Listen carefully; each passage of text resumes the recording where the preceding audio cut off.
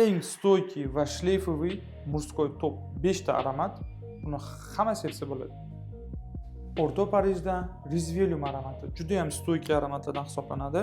Hidi ham juda ham необычный. Ko'p joyda uchrab turgansizlar, hali bularni klonlari chiqmagan. Tavsiya qilamiz. 10 mg olib sevib ko'rsanglar bo'ladi. Ikkinchisi Boa Imperial, bu yana kuchaytirilgan versiyasi. Hidi juda ham zo'r, menga yoqadigan aromatlarimdan ichiga kiradi. Shleyfi ham как раз hozirgi bahorda masjidda sevsanglar, taravih namozlariga juda ham zo'r. Buni ham 10 mg olib ko'rsanglar bo'ladi. Bo'g'ib qo'ymaydi. Приятный hid keladi va необычный hid. Ko'pchilik уже sevib otgan, biladigan aromat Mark Antonio Barro'dan Ganimet atri, stoykisi juda ham zo'r. Ko'pchilik bu xuddi больницani hidiga o'xshatadi. Kimdir bint hidi keladi, kimdir dokani hidi keladi deydi. O'sha hali ham modada turgan Ganimet atri. Buni ham 10 mg yoki butun ko'rinishda bizdan olsanglar bo'ladi. Legendarniy Le Labo amerikanskiy brenddan Santal 33 aromati.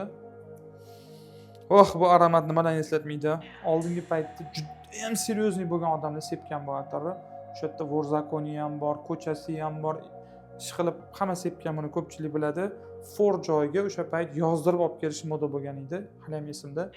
O'sha qirol aromatlardan bittasi hisoblanadi. Amerikanskiy brend. Menga o'zimga juda ham yoqadi. Paytda sepganimda, kurtkamda qishda 1 oy turgan hidi. Va birinchi o'rinda Elegant Men atri. Bu atirga prosta gap bo'lishi mumkin emas. Eng ideal aromat. Bu atir ustida 2 yil ishlangan va har doim совершенствоga olib kelgan.